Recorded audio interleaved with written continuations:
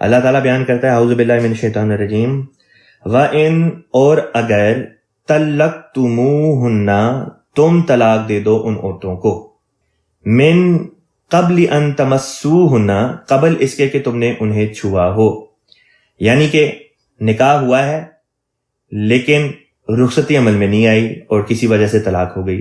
فرمایا وَقَدْ فَرَضْتُمْ اور تم مقرر کر چکے ہو لَهُنَّ فَرِيضَةً ان کے لیے حق مہر، فَنِصْفُ مَا فَرَضْتُمْ پس آدھا ہوگا جو تم نے فرض کیا، آدھا ہوگا جو تم نے حق مہر مقرر کیا تھا. إِلَّا أَن يَعْفُونَ سوائے اس کے کہ اللہ تعالیٰ بیان کرتا ہے سوائے اس کے إِلَّا أَن يَعْفُونَ کہ وہ بخش دے، او يَعْفُوَ الَّذِي یا وہ بخش دے جس کے بیدہی ہاتھ میں ہے عقدۃ النکاح نکاح کی گرہ، نکاح کا تعلق یا شادی کا جو بندھن ہے. وَأَن تَعْفُوا اور اگر تم معاف کر دو اقرب للتقویٰ تو یہ بات تقویٰ کے لحاظ سے زیادہ بہتر ہے. وَلَا تَنْسَوْا الْفَضْلَ اور وَلَا تَنْسَوْا اور تم نہ بھولو الفضل احسان کا سلوک بینکم اپنے درمیان ان اللہ بما تعملون بصیر یقیناً اللہ تعالیٰ اس پر جو تم کرتے ہو خوب نظر رکھنے والا ہے. اس آیت میں اللہ تعالیٰ نے یہ بات بیان کی کہ وہ نکاح جن کا نتیجہ آخر میں رخصتی پر منتج نہ ہو، رخصتی سے پہلے ٹوٹ جائے، تو حق مہر جو مقرر کیا گیا تھا اس کا آدھا دینا ہوتا ہے.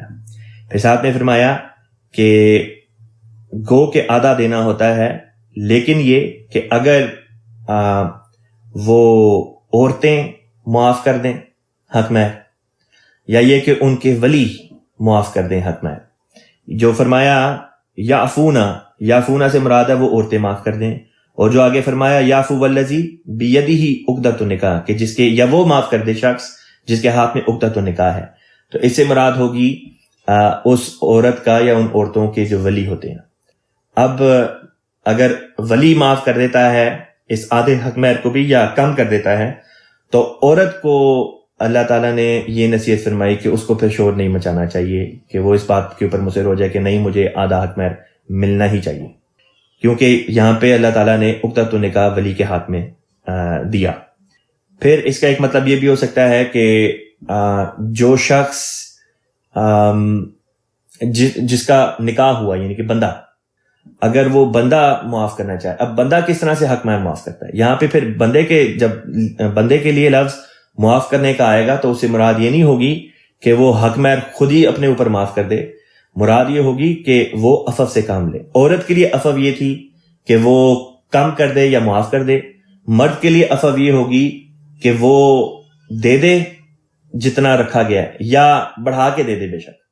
اسی لیے اسی آیت کے اگلے ٹکڑے میں فرمایا وَأَن تَعْفُوا اگر تم اپنے اپنے مطابق عفو سے کام لو، یعنی عورت کے لیے عفو یہ تھا کہ وہ کم کر دے یا معاف کر دے، اور مرد کے لیے یہ تھا کہ وہ بڑھا کے دے. فرمایا تو یہ اقرب للتقویٰ ہے. دیکھیں کتنی عالی شان تعلیم ہے. ایک طرف عورت کو یہ کہا کہ تم معاف کر دو، تم جانے دو، کیونکہ کئی ایسے کیسز ہوتے ہیں جہاں پہ مرد افورڈ نہیں کر سکتا کہ وہ حق مہر اس عورت کو بھی دے اور پھر آگے بھی مزید کہیں اور شادی کرنے کے لیے اپنے خرچے برداشت کر سکے. تو اللہ تعالیٰ نے یہ تعلیم دی کہ عورت اگر اس وقت گو کہ یہ اس کا حق ہے، اگر اپنا حق اس وقت خدا کی رضا کی خاطر چھوڑ دے اقرب للتقویٰ، تو یہ بات تقویٰ کے زیادہ قریب تر ہے. اور مرد کو یہ تعلیم دی کہ اگر دیکھو تم افورڈ کر سکتے ہو تو تمہیں چاہیے کہ نہ صرف آدھا دو بلکہ کوشش کرو کہ اگر اس سے بھی زیادہ دے سکتے ہو تو ضرور دو. یہ احسان کا سلوک ہے جس کا ذکر اللہ تعالیٰ نے اگلے ٹکڑے میں فرمایا وَلَا تَنْسَوْا الْفَضْلَ بَيْنَكُمْ آپس میں احسان کے سلوک کو بھول نہ جایا کرو. ان اللہ بما تعملون بصیر یقیناً اللہ تعالیٰ بما تعملون کا مطلب ہے جو تم کرتے ہو، بصیر خوب دیکھنے والا، گہری نظر رکھنے والا. یعنی اللہ تعالیٰ تمہارے اعمال کی پاتال تک جانتا ہے کہ ان کے پیچھے کیا نیت ہے. اگلی آیت میں اللہ تعالیٰ نے مضمون کو ایک نیا مضمون بیچ میں لے کر آ گیا. اللہ تعالیٰ فرمایا حافظوا علی الصلوات. حافظو کا مطلب ہوتا ہے حفاظت کرو. کس چیز کی؟ علی الصلوات، حفاظت کرتے ہوئے قائم ہو جاؤ، کھڑے ہو جاؤ اپنی نمازوں پر، یعنی کہ اپنی نمازوں کی حفاظت کرو. والصلاۃ الوسطیٰ، اور صلاۃ وسطیٰ کی. وقوموا للہ قانتین، وقوموا اور کھڑے ہو جاؤ، للہ اللہ کے لیے، قانتین یہ قانتن کی جمع ہے جس کا مطلب ہوتا ہے فرما بردار، اور قانتین اسی کی جمع ہے، مطلب ہوتا ہے کہ فرما بردار بندے. وقوموا للہ قانتین، اور اللہ تعالیٰ کے فرما بردار بنتے ہوئے کھڑے ہو جاؤ. خلیفۃ مسیح رابع رحمہ اللہ تعالیٰ نے یہاں پہ حافظوا علی الصلوات والصلاۃ الوسطیٰ کی تفسیر بیان کرتے ہوئے فٹ نوٹ دیا ہے. حضور بیان فرماتے ہیں صلاۃ وسطیٰ کا ایک معنی عموم طور پر عصر کی نماز کیا گیا ہے، کیونکہ یہ 5 نمازوں کے درمیان میں آتی ہے. لیکن حالانکہ صلاۃ وسطیٰ ہر وہ نماز ہے جو عین مصروفیت کے درمیان پڑھنی پڑے. جتنی مصروفیت زیادہ ہو اتنی اس نماز کی اہمیت زیادہ ہو جاتی ہے.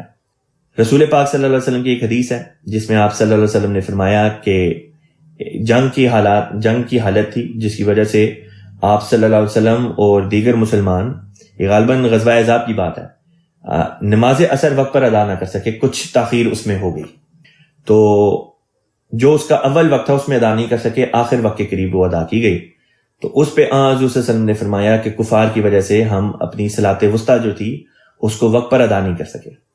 تو وہاں پہ بھی صلاۃ وسطیٰ عصر کی نماز کو اس لیے نہیں بولا گیا، اس لیے نہیں فرمایا گیا کہ وہ 5 نمازوں کے درمیان میں آتی ہے، بلکہ اس وجہ سے کہ وہ مصروفیت کے اوقات کے درمیان میں آئی. جنگ چل رہی تھی، جنگ کی وجہ سے مسلمان عصر کی نماز کو وقت پر، جو اس کا اول وقت تھا اس کے اوپر، وہ اس کو ادا نہیں کر سکے. اسی طرح جماعت میں بھی خلفاء بھی، حضرت مسیح موعود علیہ السلام بھی اسی بات پر زور فرماتے آئے ہیں کہ وہ نماز جو آپ کے کسی کام کے دوران میں آئے، جب آپ مصروف ہوں، وہ آپ کے لیے صلاۃ وسطیٰ ہے. مثلا ایک شخص ہے وہ ظہر، عصر، مغرب، عشاء بڑی آرام سے ادا کر لیتا ہے، لیکن فجر کی نماز اس کے لیے مشکل ہے کیونکہ وہ سویا ہوتا ہے یا وہ کسی اور کام میں مصروف ہے، نائٹ ڈیوٹی وغیرہ پہ ہے. تو فرمایا اس کے لیے وہ صلاۃ وسطیٰ ہے. وہ نوجوان یا وہ لوگ جن کی ظہر کی نماز آفس آورز میں آتی ہے اور ان کو اس وقت لنچ بریک نہیں ہوتی ہے، ان کے لیے وہ نماز صلاۃ وسطیٰ ہے. جن کے لیے عصر کی نماز مصروفیت کے دوران آئے گی وہ نماز وسطیٰ ہو جائے گی. لہٰذا ہر شخص کے لیے نماز وسطیٰ جو ہے وہ اس کی اپنی روٹین اور اسکیجول کے مطابق بنے گی. اگلی آیت میں فرمایا فَإِنْ خِفْتُمْ، پس اگر تمہیں کوئی خوف ہو، فَرِجَالًا تو چلتے ہوئے، اور رُكْبَانًا یا سواری پر. مراد یہ ہے کہ اگر تمہیں خوف کی حالت ہو تو تب بھی نماز نہیں چھوڑنی، یہاں تک کہ اگر چل رہی ہو تو چلتے چلتے نماز پڑھ لو. جب انسان چلتے چلتے نماز پڑھے گا تو لازمی نتیجہ یہ ہوگا کہ وہ سجدہ بھی نہیں کر سکے گا، وہ رکوع بھی نہیں کر سکے گا. اسی طریقے سے جب وہ سواری پہ بیٹھا ہوتا ہے، مثلا بارش ہو رہی ہے یا آپ سفر کر رہے ہیں اور آپ گاڑی روک نہیں سکتے کسی وجہ سے، اس وقت آپ جس حالت میں ہیں اسی حالت میں آپ نماز پڑھ لیں گے اشارہ کنایہ کے ذریعے سے. تو یہ 2 باتیں اللہ تعالیٰ نے بیان کی، فَإِنْ خِفْتُمْ فَرِجَالًا أَوْ رُكْبَانًا.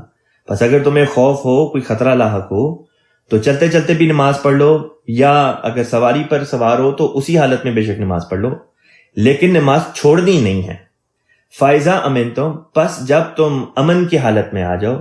اب ممکن تھا کہ کوئی شخص یہ کہے کہ نماز کو پڑھنے کی یہ آپشن اللہ تعالیٰ نے دے دی تو یہ امن کی حالت میں بھی پڑھی جا سکتی ہے. لہٰذا اس بات کو اللہ تعالیٰ نے فوراً کلیئر کر دیا کہ یہ جو حکم دیا، یہ جو تخصیص دی، یہ جو رعایت دی، یہ اس وجہ سے دی ہے کہ حالات ایسے تھے، ورنہ جب حالات صحیح ہو جائیں تو پھر دوبارہ جو نارمل روٹین ہے اس کی طرف واپس آ جانا ہے. فرمایا فَإِذَا أَمِنْتُمْ، پس جب امن کی حالت آ جائے، فَاذْكُرُوا اللَّهَ، تو پھر اللہ تعالیٰ کا اس طرح سے ذکر کرو، اس طرح سے اس کی عبادت کرو، کما جیسا علمکم، اس نے تمہیں سکھایا، ما لم تکونوا تعلمون، جو تم پہلے نہیں تھے جانتے.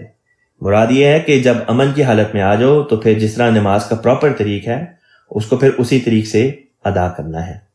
یہاں پہ آج کل چونکہ بعض لوگ سوال بھی کر رہے ہیں، یہ مسئلہ بار بار سامنے آ رہا ہے اور کئی ممالک میں یہ بات سامنے آئے گی اور آ چکی ہے. وہ یہ ہے کہ اب آہستہ آہستہ بعض حکومتیں جو ہیں وہ کرونا وائرس کی وجہ سے تھوڑی تھوڑی کہیں پر ریلیکسیشن کی اجازت دے رہی ہیں، جس کے نتیجے میں بعض علاقوں میں مساجد، امریکہ میں تو بہرحال اس وقت تک کوئی بھی مسجد اس طرح سے نہیں کھلی، لیکن یہ کہ 1-2 ممالک ہیں جن کو اس قسم کی اجازت مل گئی ہے. مثلا جرمنی کو اجازت ملی ہے کہ وہ چونکہ حکومت کی طرف سے ان کو اجازت مل گئی ہے کہ وہ ایک معین تعداد کو مد نظر رکھ کے جو ہے وہ اپنی مساجد کو کھول سکتے ہیں، بشرطے کہ یہ کہ درمیان میں 6 فٹ کا فاصلہ ہر نمازی کے درمیان میں ہر وقت قائم رہے، نہ صرف نماز کے وقت، نماز سے پہلے بھی، نماز کے بعد بھی ہر انسان ایک دوسرے سے 6 فٹ کے فاصلے پہ رہے۔ تو اسی طریقے سے اور بھی احتیاطی تدابیر وہاں پہ بیان کی گئیں۔ اس زمن میں سوال یہ پیدا ہوتا تھا کہ نماز کے لیے تو یہ شرط اللہ تعالیٰ نے بیان فرمائی کہ مومن بندے خدا کے کندھے سے کندھے، ٹخنے سے ٹخنے، پاؤں سے پاؤں، ایڑی سے ایڑی ملا کے کھڑے ہوتے ہیں، ایک صف میں کھڑے ہوتے ہیں، صف بندی کر کے کھڑے ہوتے ہیں۔ اور حضور صلی اللہ علیہ وسلم نے بھی فرمایا کہ نمازوں میں جب تم صفے بناؤ تو بیچ میں کوئی خلا نہ ہو، کیونکہ خلا بناؤ گے تو شیطان آ جائے گا۔ تو سوال یہ پیدا ہوتا تھا کہ پھر یہ 6 فٹ والا فاصلہ رکھ کے کس طریقے سے نماز جو ہے وہ پڑھی جا سکتی ہے۔ تو چونکہ اس قسم کے غیر معمولی حالات ہیں جس کے نتیجے میں انسان نماز تو بہرحال نہیں چھوڑ سکتا، اور نماز کا اول فریضہ بھی یہی ہے کہ باجماعت پڑھے۔ جب تک مسجد آنے کی اجازت نہیں ہے تب تک گھروں میں پڑھیں۔ گھروں میں چونکہ اکٹھے رہتے ہیں لہٰذا وہاں پہ 6 فٹ کا فاصلہ رکھنے کی ضرورت نہیں، لیکن چونکہ باہر اگر مسجد میں جب جاتے ہیں، جس طرح جرمنی کی جماعت کے لوگوں کو اجازت ملی، تو ان کے لیے لازمی ہے کہ اب وہ اکٹھے کھڑے نہ ہوں بلکہ فاصلہ بیچ میں قائم رکھیں، کیونکہ حکومت نے یہ بات قائم کر دی حفظ ما تقدم کے طور پہ۔ بس یہ وہی مثال ہے جس کا ذکر اللہ تعالیٰ نے اس آیت میں بھی فرمایا کہ اگر امن کی حالت میں نہیں ہو، خوف کی حالت ہے، تو ایکسیپشنل کیسز میں ایکسیپشنل اجازت دے دی جاتی ہے۔ جس طرح اللہ تعالیٰ نے فرمایا کہ تم چلتے چلتے نماز پڑھ لو، یا یہ کہ اگر سواری پہ ہو تو جب ہم سواری پہ سوار ہوتے ہیں، مثلا رسول پاک صلی اللہ علیہ وسلم کے بارے میں آتا ہے ایک حدیث میں کہ آپ صلی اللہ علیہ وسلم ایک مارکے پہ جا رہے تھے یا کسی جگہ سے آ رہے تھے، اور بارش شروع ہو گئی اور زمین پہ کیچڑ پڑ گیا، اب نیچے اتر کے بھی نماز نہیں تھے پڑھ سکتے، تو آپ صلی اللہ علیہ وسلم نے اپنی سواری کو آگے کر لیا اور باقی صاحب آپ کے پیچھے تھے، اور اس طرح سے سواریاں چل بھی رہی ہیں اور ساتھ ساتھ نماز بھی ہو رہی ہیں۔ تو اس وقت جب نماز ہو رہی تھی تو کندھے سے کندھے تو ملا کے صحابہ نہیں تھے کھڑے ہوئے، بلکہ کوئی ایک اونٹ پہ ہے، کوئی گھوڑے پہ ہے، کوئی کسی چیز پہ سوار ہے، اور آپس میں گیپ ہوتا تھا اور وہ صفیں بھی سیدھی نہیں تھی ہو سکتی۔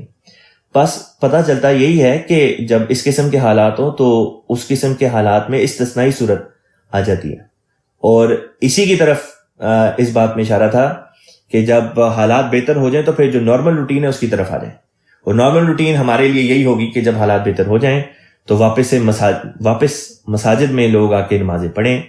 جو مرد حضرات ہیں، جو 10 سال سے اوپر لڑکے ہیں، ان سب کے اوپر نماز کا فریضہ مسجد میں باجماعت ادا کرنا فرض کیا گیا ہے۔ اسی طرح اعتکاف کے بارے میں بھی آج کل بعض لوگ سوال کر رہے ہیں کہ اعتکاف در حقیقت مسجد میں ہوتا ہے، لیکن مسجد میں چونکہ جانا آج کل الاؤڈ نہیں، تو کیا گھروں میں ہو سکتا ہے؟ اس کا جواب یہی ہے کہ ہاں ہو سکتا ہے، چونکہ حالات اس وقت ایسے ہیں، ورنہ اگر حالات نارمل ہوتے تو مردوں کے لیے اعتکاف گھروں میں نہیں مساجد ہی میں ہوا کرتا ہے۔ عورتوں کے لیے بھی مساجد ہی میں ہے، لیکن عورتوں کو اجازت ہے کہ اگر کسی وجہ سے مسجد میں نہیں کر سکتی تو وہ گھروں پہ بھی اعتکاف کر سکتی ہیں۔ لہٰذا وہ لوگ جو آج کل گھروں میں اعتکاف کا ارادہ رکھیں، یعنی کہ اس رمضان میں، تو گھر کا ایک معین حصہ جہاں پہ عبادت کے لیے انہوں نے اس کو مخصوص کیا ہو، ایسی جگہیں جہاں پہ صرف عبادت کے لیے آپ لوگ جائیں اور اس علاقے کو، گھر کے اس حصے کو مخصوص کر چھوڑیں، تو اس حصے کو آپ بطور معتکف کے یوز کر سکتے ہیں، وہاں پہ اعتکاف پہ آپ بیٹھ سکتے ہیں۔ لیکن یہ صرف انہی حالات تک کی حد تک کے لیے ہے۔ جب حالات بہتر ہو جائیں گے انشاءاللہ تعالیٰ تو پھر واپس جس طرح اللہ تعالیٰ نے یہاں پہ فرمایا فَاذْكُرُوا اللَّهَ كَمَا عَلَّمَكُمْ مَا لَمْ تَكُونُوا تَعْلَمُونَ، کہ جب امن کی حالت ہو جائے، جب حالات بہتر ہو جائیں تو پھر جو صحیح طریق ہے، جو عمومی طریق ہے، اس کے اوپر واپس آ جانا ہے۔ لہٰذا وہی بات نماز با جماعت کے لیے اور اعتکاف کے لیے ہوگی کہ جب حالات بہتر ہو جائیں گے تو جو نارمل طریقہ ہے مسجد میں ان دونوں چیزوں کی ادا کرنے کا، تو وہ طریق ہم دوبارہ سے اپنا لیں گے۔ اگلی آیت میں اللہ تعالیٰ نے بیان کیا والذین، اور وہ لوگ یتوفون، وفات دیے جائیں، منکم، تم میں سے، ویذرون ازواجا، اور وہ چھوڑ جائیں، ازواجن، اپنے پیچھے جیون ساتھی، یعنی کہ بیویاں پیچھے چھوڑ جائیں۔ اب ایک بات یہاں پہ یہ بھی بتانی مقصود ہے کہ پیچھے مضمون چل رہا ہے طلاق کا، اب اس آیت میں دوبارہ سے طلاق اور وفات اور اس کے نتیجے میں جو بیگمات پیچھے انسان چھوڑ جائے ان کے نان و نفقے کے بارے میں باتیں چل رہی ہیں۔ بیچ میں اچانک نماز کا ذکر کس طرح آ گیا؟ پیچھے جنگ کی بھی بات چل رہی تھی، تو یہ اس لیے آیا ہے کہ یہاں پہ یہ اشارہ کنایہ سے بتایا جائے کہ بعض دفعہ طلاق کے نتیجے میں جنگ کی صورت اختیار ہو جاتی ہے. لڑکے کے گھر والے بھی یا لڑکا اور لڑکی یا لڑکی کے گھر والے بھی اس طرح سے ایک دوسرے کے خلاف محاذ آرائی پر اتر آتے ہیں کہ گویا جنگ چل رہی ہے, اور کئی دفعہ غلط بیانیوں سے بھی کام لیتے ہیں اور جھوٹے قصے اور افسانے ایک دوسرے کے بارے میں بنا کے تو لوگوں میں پھیلانا شروع کر دیتے ہیں کہ اس کی جو ہے وہ بدنامی ہو. اللہ تعالیٰ نے نماز کا ذکر بیچ میں اس لیے رکھا تاکہ یہ بتائے کہ دیکھو پہلی چیز تو یہ کہ جس طرح جنگ کی حالت میں بھی نماز کا چھوڑنا جائز نہیں, اسی طریقے سے چاہے جو بھی حالات ہوں تم نے نماز کو نہیں چھوڑنا. ایک تو یہ بات سمجھائی. دوسری بات یہ سمجھائی کہ دیکھو یہ نہ بھول جاؤ کہ خدا دیکھ رہا ہے یہ ساری باتیں جو تم کر رہے ہو, لہٰذا غلط بیانی سے کام نہیں لینا, ورنہ نمازیں تو غیر احمدی مولوی حضرات بھی پڑھتے ہیں جو صبح میں جماعت کے خلاف فتوے دے رہے ہوتے ہیں اور قسم قسم کی حرکتیں وہ رات کو کر رہے ہوتے ہیں. نمازیں تو وہ بھی پڑھتے ہیں, لیکن اس قسم کی نمازیں منہ پہ ماری جاتی ہیں. اللہ تعالیٰ نے خود قرآن پاک میں فرمایا ویل للمصلین کہ اللہ تعالیٰ کی طرف سے ہلاکت ہے بعض نمازیوں کے لیے, اور ان نمازیوں کی پھر آگے بتائیں کہ وہ لوگوں کو دکھانے کے لیے نمازیں پڑھتے ہیں اور جو بھی ان کے ضمن میں اللہ تعالیٰ نے اور مزید باتیں بیان کی وہاں پہ. تو اسی طریقے سے یہاں پہ یہ بات اللہ تعالیٰ نے سمجھائی کہ دیکھو محض ٹکروں والی نمازیں نہیں کرنی, نماز تمہاری وہ ہونی چاہیے جو حضور دل کے ساتھ خدا تعالیٰ کو حاضر ناظر جان کر تم پڑھو. بس وہ شخص جو خدا کو حاضر ناظر جان کر نمازیں پڑھتا ہے, چاہے اس قسم کے حالات سے کیوں نہ گزرو جو طلاق والے ہوتے ہیں, لازمی اس کا یہ نتیجہ ہوگا کہ وہ قرآن کی تعلیمات پر عمل کرے گا, جھوٹ نہیں بولے گا, احسان کے طریق پر قدم رکھے گا, زیادتی نہیں کرے گا. بس یہ وجہ ہے کہ یہاں پہ اللہ تعالیٰ نے یہ بھی ایک وجہ ہے کہ اللہ تعالیٰ نے یہاں پہ نمازوں کا ذکر اس پورے مضمون کے درمیان میں اچانک نمازوں کا ذکر اللہ تعالیٰ نے فرما دیا. پھر اگلی آیت تھی اللہ تعالیٰ بیان فرما رہا تھا والذین یتوفون منکم, اور وہ لوگ جو تم میں سے وفات دیے جائیں, ویذرون ازواجا, اور وہ پیچھے بیویاں چھوڑ جائیں.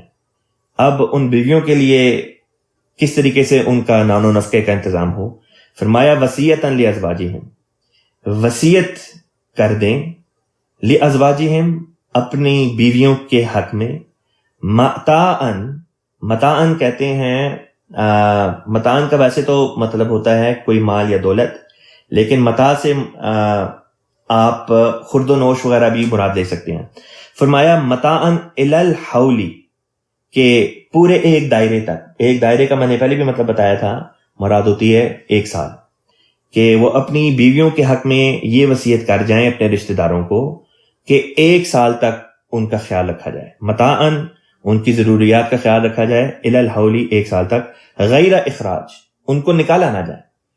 اب یہاں پہ لازمی طور پہ اس کا یہ مطلب ہے کہ جوائنٹ فیملی سسٹم ہے جہاں پہ یہ لوگ رہ رہے ہیں, یا کوئی اس قسم کا سسٹم ہے کہ جہاں پہ گھر جو ہے وہ خاوند کی اپنی ملکیت نہیں بلکہ ماں باپ کی ملکیت ہے یا کسی اور رشتہ دار کی ملکیت ہے.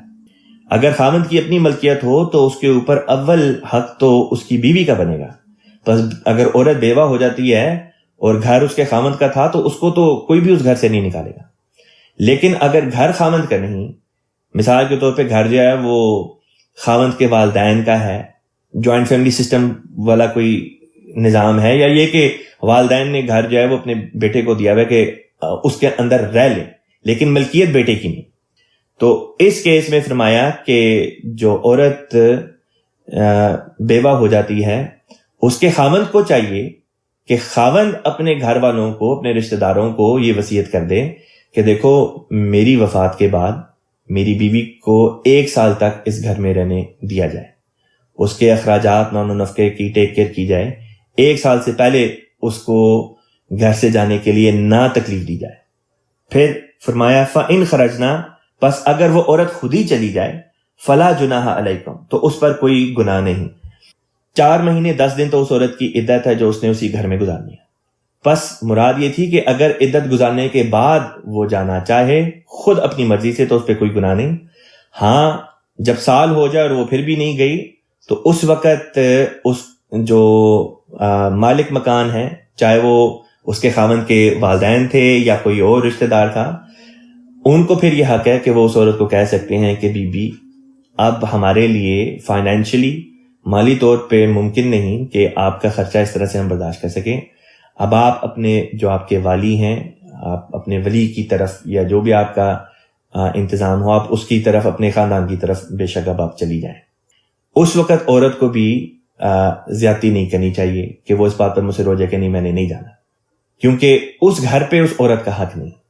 اس گھر میں اس کے خاوند کی وفات کے بعد 1 سال تک جو اس کو رہنے دیا گیا، یہ بطور طریقے احسان تھا جو اس کے خاوند کے گھر والوں کو وصیت کے نتیجے میں کرنا پڑا، ورنہ اس عورت کا اس چیز کے اوپر حق نہیں تھا۔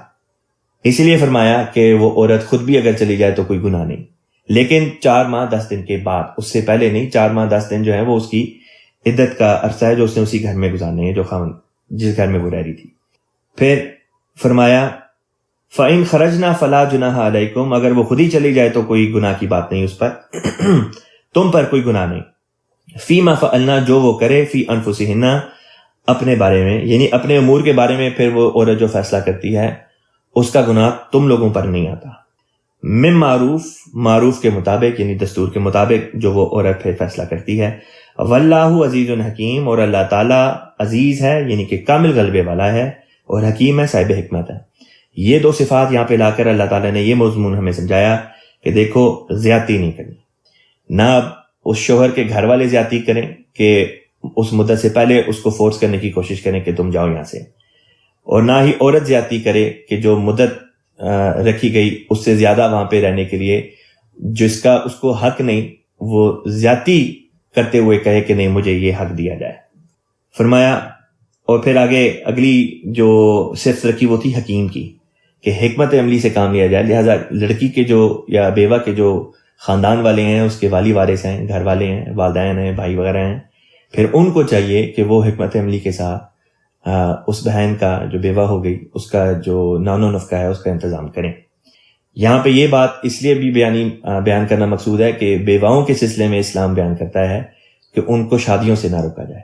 جب بیوہ اپنی عدت پوری کر لے تو اس کے بعد اس کی شادی کا انتظام ہونا چاہیے۔ اس کے نتیجے میں یہ ہوگا کہ وہ مزید اپنا گھر آباد کر لے گی، اور اس طرح پر اس کے نان و نفقے کا ایک آسان انتظام بھی ہو جائے گا۔ اگلی آیت میں فرمایا وَلِلْمُطَلَّقَاتِ، اور وہ جن کو طلاق دی جاتی ہے، مطلقہ خواتین، متاع بالمعروف، ان کے لیے بھی دستور کے مطابق، معاشرے کے مطابق، وقت کے مطابق کچھ نہ کچھ فائدہ ضرور ہونا چاہیے۔ فرمایا حقاً علی المتقین، یہ بطور فرض کے ہے ان لوگوں کے لیے جو متقی ہیں۔ جو متقی نہیں ہیں وہ ان کے اوپر اللہ تعالیٰ نے یہ بات نہیں رکھی کہ وہ مطلقہ عورتوں کو بھی کچھ فائدہ پہنچائیں، کچھ مالی منفعت، نان و نفقہ کسی حد تک ان کا انتظام کر دیں۔ لیکن جو متقی ہیں ان کے لیے فرمایا کہ متقی اپنے اوپر یہ بات جو ہے اس کو وہ لازمی سمجھے، فرض سمجھے۔ جس طرح پہلے چند آیات پہلے آیا تھا حقاً علی المحسنین، اسی طرح یہاں پہ حقاً علی المتقین کہہ کے اس بات کی طرف اشارہ دیا کہ دیکھو اعلیٰ تعلیم یہ ہے کہ خود کو تم متقیوں کے زمرے میں شامل کرنے کی کوشش کرو، اور وہ کس طرح کر سکتے ہو؟ اسی طرح اگر تم ان باتوں پر عمل کرو۔ کذالک یبین اللہ، اسی طرح اللہ تعالیٰ کھول کر بیان کرتا ہے، لکم، تمہارے لیے، آیاتی ہی، اپنی آیات کو، لعلکم، تاکہ تم تعقلون، عقل سے کام لو۔ اب یہاں سے اگلا رکوع شروع ہوتا ہے، میں جلدی سے پہلے اس رکوع کی تلاوت کر دیتا ہوں، پھر اس میں بیان کردہ باتوں کا ذکر کروں گا۔ اعوذ باللہ من الشیطان الرجیم۔ أَلَمْ تَرَ إِلَى الَّذِينَ خَرَجُوا مِنْ دِيَارِهِمْ وَهُمْ أُلُوفٌ حَذَرَ الْمَوْتِ فَقَالَ لَهُمُ اللَّهُ مُوتُوا ثُمَّ أَحْيَاهُمْ إِنَّ اللَّهَ لَذُو فَضْلٍ عَلَى النَّاسِ وَلَكِنَّ أَكْثَرَ النَّاسِ لَا يَشْكُرُونَ وَقَاتِلُوا فِي سَبِيلِ اللَّهِ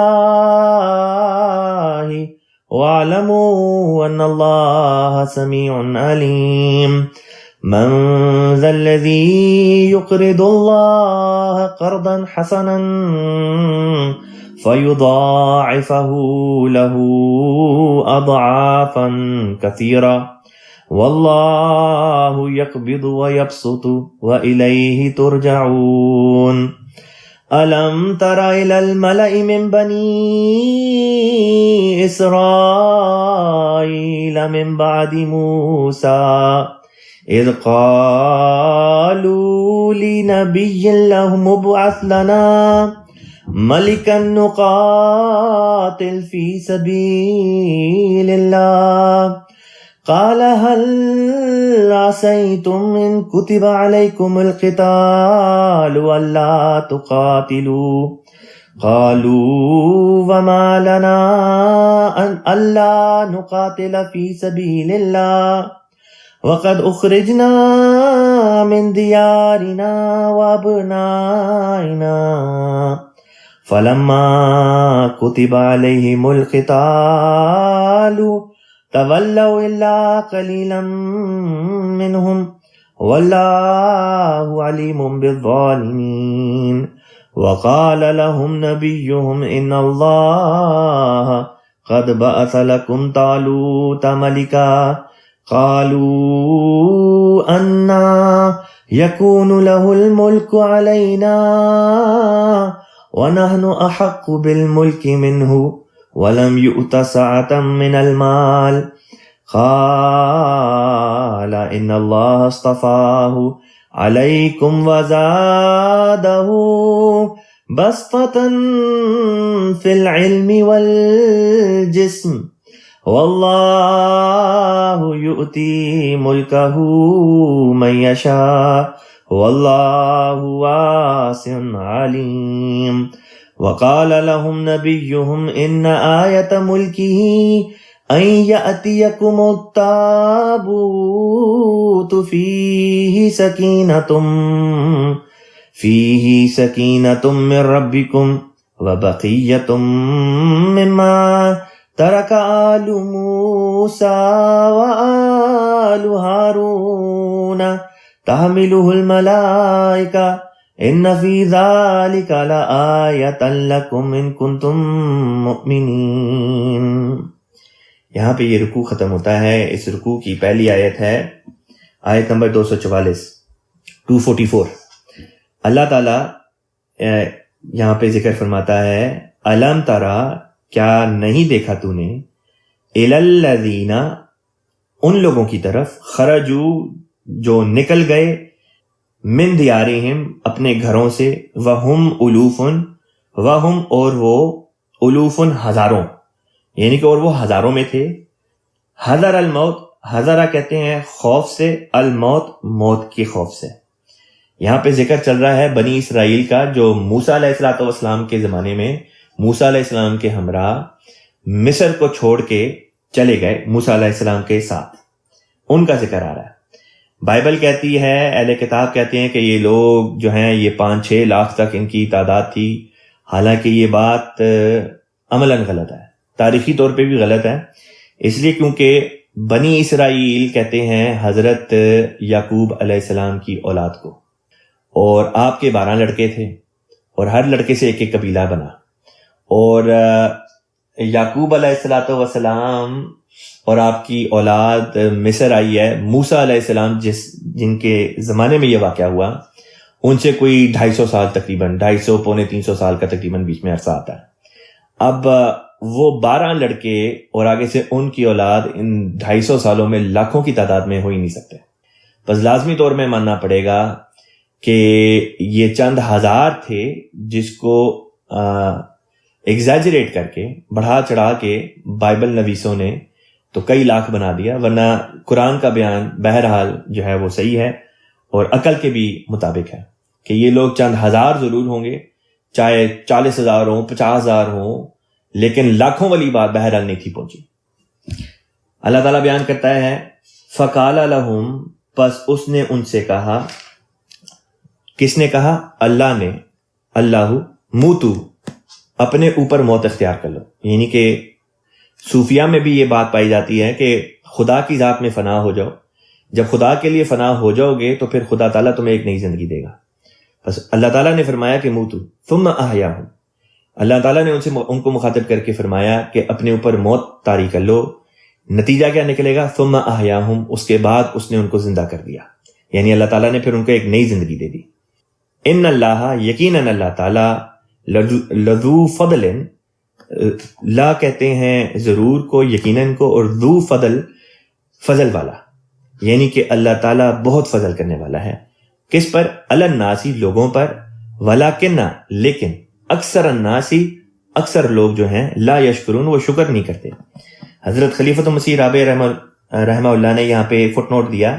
آپ بیان کرتے ہیں اس آیت میں بھی موتو سے مراد جسمانی موت نہیں ہے کیونکہ خودکشی حرام ہے.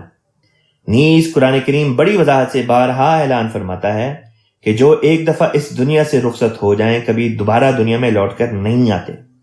موتو سے مراد اپنے نفسانی جذبات پر موت وارد کرنا ہے، جیسا کہ صوفیہ کا قول ہے موتو قبل ان تموتو، یعنی پہلے اس کے کہ تمہیں موت آئے تم خود ہی مر جاؤ، یعنی اپنی نفسانی خواہشات پر موت کی حالت طاری کر لو. اگلی آیت ہے، اللہ تعالیٰ بیان فرماتا ہے وَقَاتِلُوا فی سبیل اللہ، اور اللہ تعالیٰ کی راہ میں قتال کرو، جنگ کرو، یعنی کہ ان سے جو تمہارے ساتھ جنگ کرتے تم ان سے جنگ کرو. وَعْلَمُوا، اور جان رکھو، ان اللہ سمیع علیم، کہ یقیناً اللہ تعالیٰ سمیع ہے، یعنی بہت سننے والا، سب کچھ سنتا ہے، علیم ہے، سب کچھ جاننے والا، یعنی کہ دائمی علم رکھنے والا ہے. فرمایا من ذا الذی، کون ہے جو، من جو، ذا الذی وہ، پس فرمایا کون ہے جو یقرض اللہ، قرضہ دے اللہ کو، قرضا حسنا، ایک اچھا قرضہ اس چیز کو کہتے ہیں کہ جو واپس لوٹایا جاتا ہے. فرمایا فیضاعفہ، پس وہ اسے بڑھا دیتا ہے، لہو اس کے لیے، یعنی کہ پھر اللہ اس کو اس قرضے کو بڑھا کر اس بندے کو دیتا ہے. اب آفن کہتے ہیں بڑھانا، کثیرہ بہت زیادہ. بامحاورہ ترجمہ کون ہے جو اللہ کو قرضہ حسنہ دے تاکہ وہ اس کے لیے اسے کئی گنا بڑھائے.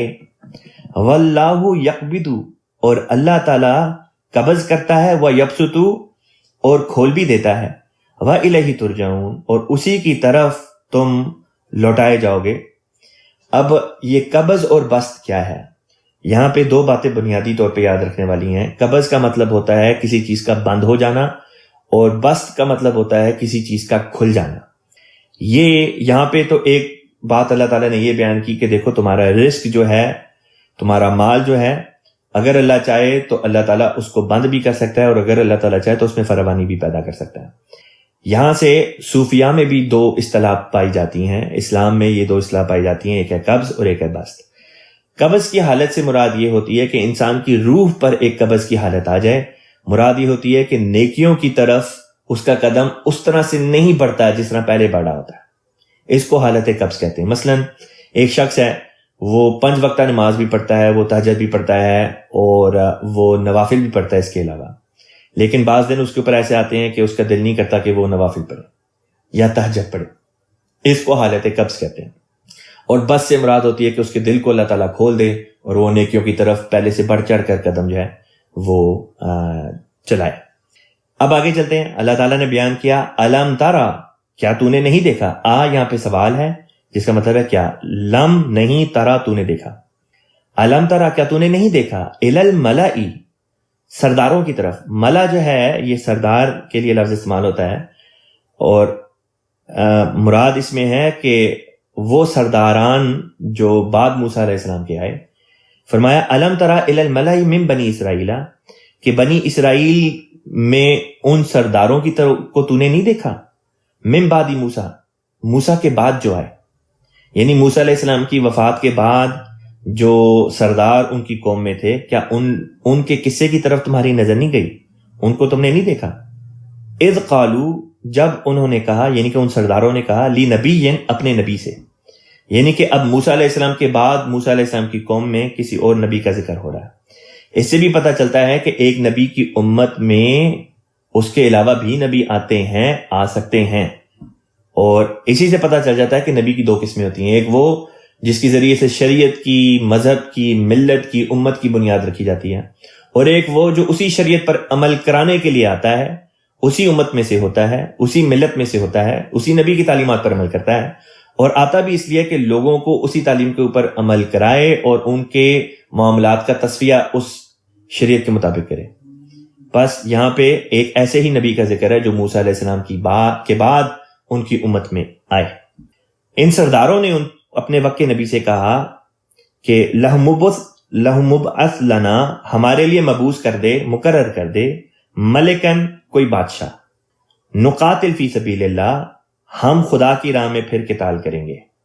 قالا، اس نے کہا، یعنی اس نبی نے کہا، حل عصیتم، کہیں ایسا تو نہیں کرو گے تم، ان کتبہ علیکم، ان اگر کتبہ فرض کیا گیا، علیکم تم پر، القتال جنگ کرنا، اللہ تقاتلو کہ تم قتال ہی نہ کرو، کہ تم جنگ ہی نہ کرو.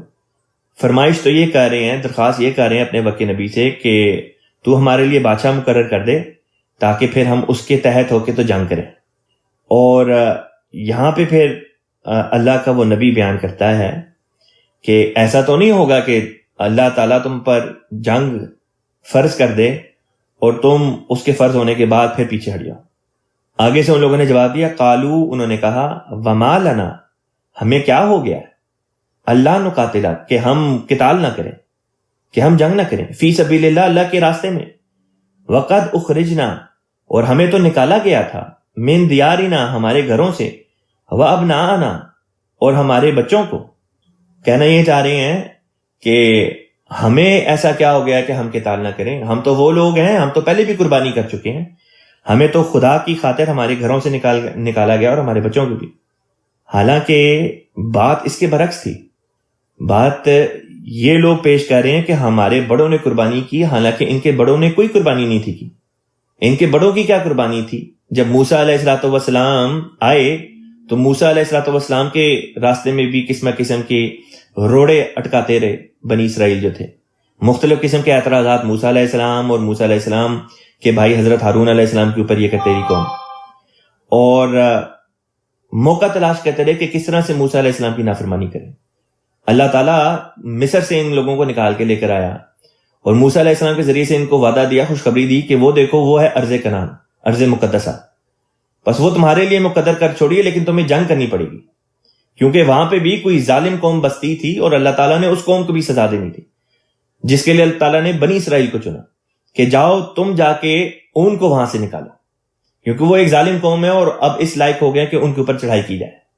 اور اس ذریعے سے بنی اسرائیل کے جو اخلاق تھے ان کو بھی واپس لے کر آنا تھا، کیونکہ بہت ڈرپوک ہو گئے تھے ان چند صدیوں میں جو وہ ان کے اوپر فرعونہ مصر، فرعون جو تھے مصر کے، جو ان کے اوپر ظلم کرتے رہے بنی اسرائیل پہ، تو اخلاق، اعلیٰ اخلاق کی قدریں یہ لوگ جو تھے یہ کھو چکے تھے.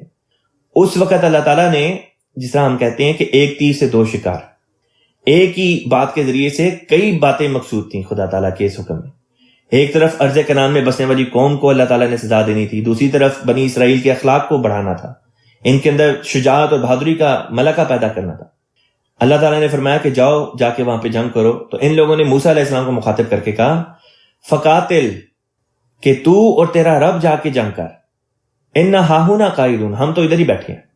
بس موسیٰ علیہ السلام کو یہ کہتے ہیں کہ آپ جائیں اللہ تعالیٰ کے ساتھ، آپ اور آپ کا رب جائیں، جا کے جب وہ قوم فتح ہو جائے پھر آ کے ہمیں بتا دے تو ہم آ جائیں گے. یہ وہ لوگ تھے جو موسیٰ علیہ السلام کے زمانے میں تھے.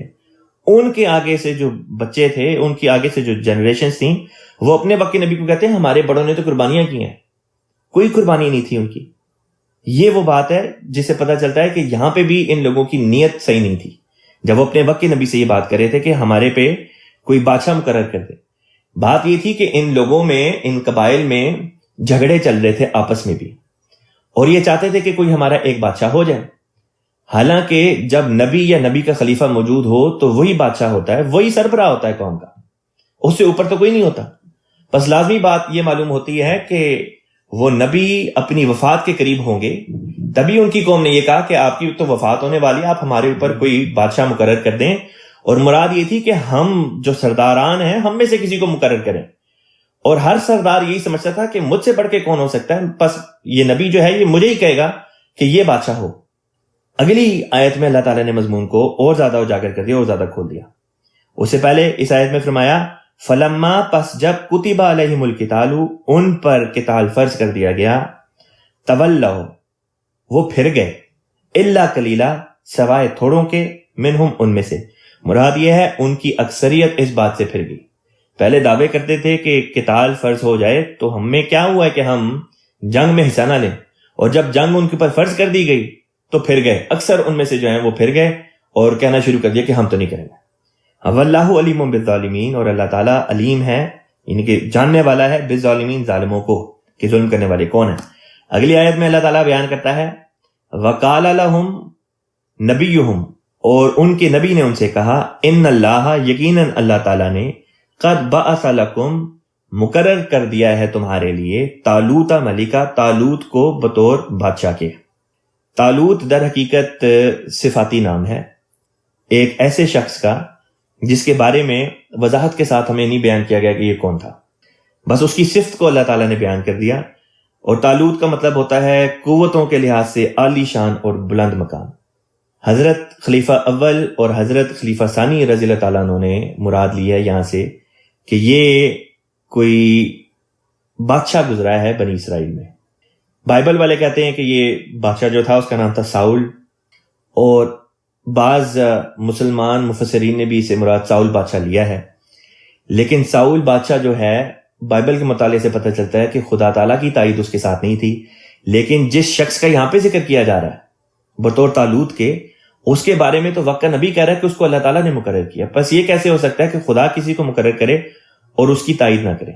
بس لازمی طور پہ بائبل میں جس بادشاہ ساؤل کا ذکر آتا ہے وہ طالوت مراد نہیں لیا جا سکتا. خود اللہ تعالیٰ نے ساؤل کا یہاں پہ لفظ بھی استعمال نہیں فرمایا. حضرت, اب میں پہلے آگے اس کو آیت کو بڑھاتا ہوں, پھر آگے چل کے اس مضمون کو مزید کھولوں گا.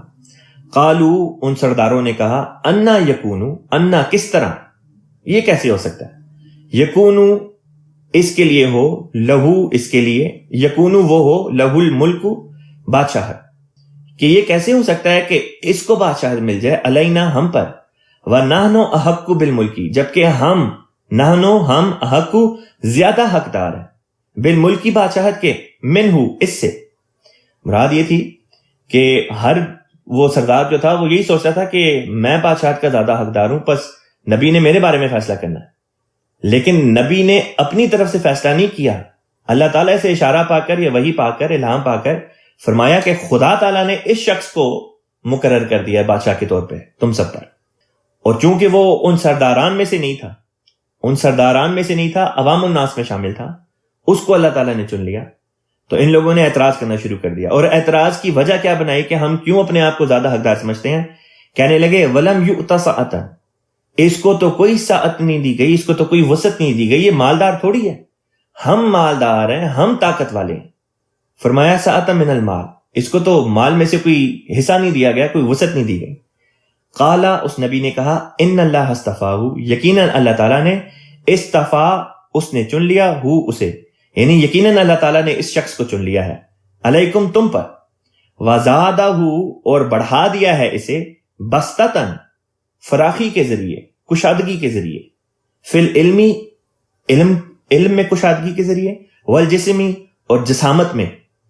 بات یہ کہ اس زمانے میں جنگیں ہو رہی تھیں اور اس قسم کے بادشاہ کی ضرورت تھی جو جسمانی طور پر بھی طاقتور ہو, کیونکہ اس نے خود جنگیں لڑنی تھی, فوج کی سپہ سالاری کرنی تھی, اور اسی طریقے سے جب اس کے پاس حکومت آنی تھی تو حکومت کے جو امور ہوتے ہیں ان کو چلانے کے لیے حکمت کی بھی ضرورت ہوتی ہے, علم کی ضرورت ہوتی ہے, لہٰذا اس کو علم بھی عطا کیا. فرمایا واللہ یؤتی ملکہ, اور اللہ تعالیٰ یؤتی وہ دیتا ہے, ملکہ اپنی بادشاہت, من یشاء جسے وہ چاہے, یعنی جسے چاہے اللہ تعالیٰ اپنا ملک عطا کر دیتا ہے. یہاں پہ ملک اللہ تعالیٰ نے اپنی طرف پھیرا, ملک کی ضمیر اللہ تعالیٰ نے اپنی طرف پھیری ہے. یہ نہیں فرمایا کہ تمہاری بادشاہت جسے چاہے دے دے, فرمایا یہ تو خدا کی بادشاہت ہے, یہ تو خدا کی سرزمین ہے, جس کو چاہے دے دے. واللہ واسع علیم, اور اللہ تعالیٰ ہے جو اصل طور پہ وسعت عطا کرنے والا ہے, علیم سب جاننے والا ہے. وقال لہم نبیہم, اس نے کہا, یعنی کہ ان کے نبی نے ان لوگوں سے کہا, ان سرداران سے کہا, ان آیت ملکی ہی, کہ یقیناً اس کی بادشاہت کی نشانی یہ ہے. آیت کا مراد, آیت سے مطلب یہاں پہ نشان ہے, ان یاتیکم التابوت, کہ تمہارے پاس آئے گا التابوت. اب تابوت سے مراد صندوق بھی ہوتا ہے عربی زبان میں، اور تابوت سے مراد دل اور سینہ بھی ہوتا ہے۔ بنی اسرائیل کے ہاں اس قسم کی باتیں موجود تھیں، وہ کہتے تھے کہ ان کے ہاں ایک صندوق ہے جس میں موسیٰ علیہ السلام یا بعض دیگر انبیاء کی ہڈیاں موجود ہیں، اور بعض اور ان کی جو تبرکات ہیں وہ وہاں پہ اس صندوق میں ہیں، اور وہ اس کو اپنے لیے اچھا شگن سمجھتے تھے۔ لیکن اس کے باوجود، اس صندوق کے ان کے پاس ہونے کے باوجود، اس قوم کو شکست ہوتی رہی۔ بس لازمی طور پہ اس کا یہی نتیجہ نکلتا ہے کہ یہاں پہ کسی اور چیز کا ذکر ہو رہا ہے، اس تابوت کا ذکر نہیں ہو رہا، اس صندوق کا ذکر نہیں ہو رہا جو بنی اسرائیل میں ایک مشہور تابوت تھا، مشہور صندوق تھا۔ فرمایا اس شخص کی بادشاہت کی نشانی یہ ہے کہ یہ خدا کی طرف سے ہے کہ تمہارے پاس تابوت آئیں گے، فیہ سکینہ، جس میں سکینت ہو۔ کسی صندوق میں سکینت تو نہیں ہوا کرتی، خاص کر اس صندوق میں جس کی موجودگی کے باوجود وہ قوم پے در پے شکست کھا رہی ہو۔ لازمی اس کا نتیجہ نکلے گا کہ اس کا کوئی اور مطلب ہے۔ پس جماعت احمدیہ میں جو تفسیر کی گئی، ہمارے خلفاء نے جو تفسیر کی، انہوں نے تابوت سے مراد دل لیا ہے کہ ایسے دل تمہاری قوم میں آئیں گے، ایسے دل والے لوگ تمہاری قوم میں آئیں گے جن کے دلوں میں سکینت ہوگی۔ قرآن پاک کے ایک دوسرے مقام پہ اللہ تعالیٰ بیان کرتا ہے، الا بذکر اللہ تطمئن القلوب، دیکھو وہ دل جو خدا کے ذکر سے معمور ہو جائیں وہ اطمینان پکڑ لیتے ہیں۔ بس یہاں پہ ایسے لوگوں کا ذکر تھا جو خدا والے ہوں گے، کہ خدا والے لوگ تم میں یہاں ملیں گے، یعنی کہ تمہارے لوگ نیک ہو جائیں گے، یا یہ کہ باہر سے بعض نیک لوگ آ کے تم میں شامل ہو جائیں گے۔ من ربکم، وہ تمہاری رب کی طرف سے ہوں گے، وبقیۃ، اور وہ بقیہ ہوگا، مما ترکا، اس کا، مما اس میں سے جو، ترکا چھوڑا، آلو موسیٰ، موسیٰ کی آل نے، و آلو ہارون، اور ہارون کی آل نے، تحملہ الملائکہ، اور اس تابوت کو فرشتے اٹھائے ہوئے ہوں گے۔ اب ظاہری صندوق کو فرشتوں کے اٹھانے کی کوئی سمجھ نہیں بنتی، کوئی سینس نہیں بنتی اس بات کی، لیکن وہ دل جو پاک ہوں، جو خدا کے ذکر سے معمور ہوں، ان کو خدا کے فرشتے اٹھائے ہوں، یہ بات ایسی ہے جو قرین قیاس بھی معلوم ہوتی ہے، اور اس سے اس آیت کے معنی میں بھی وسعت پیدا ہو جاتی ہے۔ ان فی ذالک لآیۃ لکم، ان فی ذالک، یقیناً اس بات میں ہے، لآیۃ، نشان، لکم تمہارے لیے، ان کنتم مؤمنین، اگر تم ایمان رکھتے ہو۔ اب یہاں پہ اس سے کیا مراد ہے کہ اس صندوق میں آل موسیٰ اور آل ہارون کا بقیہ ہوگا جو وہ چھوڑ گئے۔ یہاں پہ مراد یہ تھی کہ وہ صفات جو آل موسیٰ میں پائی جاتی تھی، جو نبیوں میں پائی جاتی ہیں، وہ صفات جو نبیوں کے سچے پیروکاروں میں پائی جاتی ہیں، وہ صفات ان لوگوں میں جو ہیں وہ پائی جائیں گی، جو اس شخص کے ساتھ جس کو اب خدا نے بادشاہت عطا کی ہے اس کے ساتھ آ کے مل جائیں گے۔ یہاں پہ یہ رکوع ختم ہوتا ہے، اور اگلا جو ہے یہ رکوع شروع ہو جاتا ہے۔ چونکہ اس رکوع کی چند ہی آیات رہ گئی ہیں، کوشش کر کے اس کو بھی اگلے چند منٹوں میں ختم کر دیتے ہیں۔ تلاوت اس کی میں رہنے دیتا ہوں، تلاوت اس کی میں کل کر دوں گا۔ آگے فرمایا، فلما، پس جب، فصلا، روانہ ہوا، طالوت چلا، بالجنودی، اپنے لشکر کے ساتھ، جنود کہتے ہیں لشکر کو، قالا، اس نے کہا، ان اللہ، یعنی کہ اپنی فوج کو کہا، ان اللہ، یقیناً اللہ تعالیٰ، مبتلیکم، تمہیں مبتلا کرنے والا ہے۔ مبتلا کرنے کا مطلب ہوتا ہے تمہیں ابتلا میں ڈالنے والا ہے، آزمانے والا ہے، بنہرن، ایک دریا کے ذریعے، ایک ندی کے ذریعے، فمن شرب منہ، پس جس کسی نے بھی اس میں سے پیا، فلیس منی، تو وہ مجھ سے نہیں۔ مراد یہ ہے کہ جو کوئی بھی پیٹ بھر کے اس ندی کا پانی پی لے گا، اس کا میرے سے کوئی تعلق نہیں۔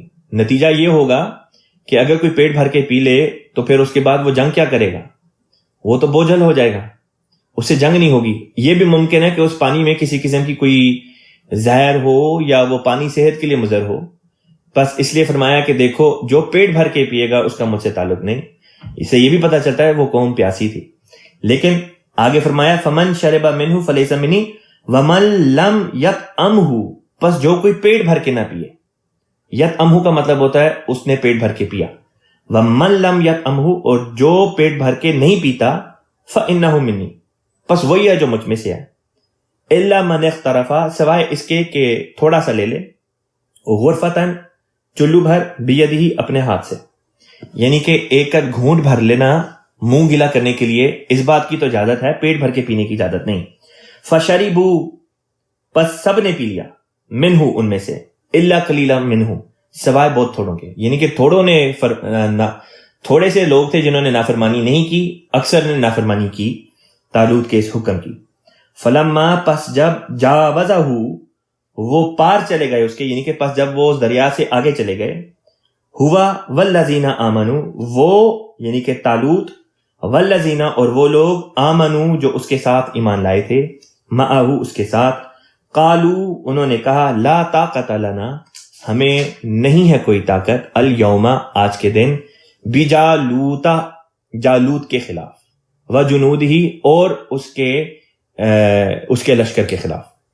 قال الذین یظنون انہوں نے کہا جو یہ گمان کرتے ہیں، انہم کہ وہ لوگ، ملاق اللہ اللہ سے ملنے والے ہیں، یعنی کہ اللہ سے ملنے والے جو یہ گمان کرتے ہیں، جو یہ سوچتے ہیں کہ وہ اللہ سے ملیں گے، انہوں نے کہا کم من فیتن، اب سوچنے والا فکر ہے یہ، کم من فیتن، کم کہتے ہیں کتنے ہی، من فیتن، من کہتے ہیں سے، فیتن جماعتیں، کم من فیتن کتنی ہی جماعتیں ہیں، قلیلتن جو تعداد میں تھوڑی ہوتی ہیں، غلبت لیکن غالب آ جاتی ہیں، فیتن کثیرتن جماعتوں پر جن کی تعداد زیادہ ہوتی ہے، باذن اللہ خدا کے اذن کے ساتھ۔ وہ لوگ جو جماعت احمدیہ پہ اعتراض کرتے ہیں کہ دنیا میں دوسرے مسلمانوں کی تعداد جو ہے وہ 200 کروڑ کے قریب ہے اور آپ لوگوں کی تعداد تو چند کروڑ سے زیادہ بھی نہیں، ان کے لیے اس آیت میں اشارہ ہے، جواب ہے کہ کم من فیتن قلیلتن کتنی چھوٹی جماعتیں ہوتی ہیں جو بڑی بڑی جماعتوں پہ غالب آ جاتی ہیں۔ پس اکثریت پر فخر کرنا نہیں چاہیے، فخر کس بات پہ کرنا چاہیے کہ کس کے ساتھ خدا کا اذن ہے، فرمایا بھی اذن اللہ، واللہ مع الصابرین اور اللہ تعالیٰ صبر کرنے والوں کے ساتھ ہے۔